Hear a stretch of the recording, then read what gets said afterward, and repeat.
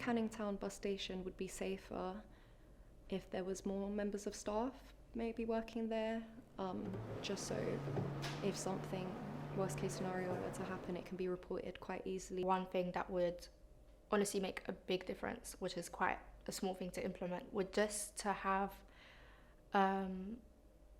bring awareness to what an appropriate way to approach somebody who seems uncomfortable would be.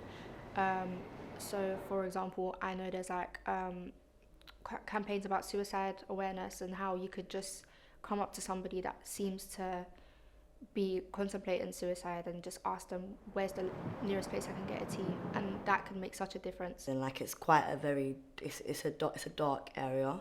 There's not a lot of street lights in the area of Canning Town, in my opinion. Even though that they've made a lot of changes of the station, and the station has, progressed in many ways in terms of how it looks. The bus station, it just needs to be a much more open space. I don't feel like there's a need for the glass separators between every bus stop. I don't feel there's no really real purpose to it. It doesn't. It's probably just for aesthetics, but it does honestly make such a difference in terms of safety. Second of all, making sure that a lot of people that are working within the station potentially resonate with, or people that are from the demographic of the majority of Canning Town.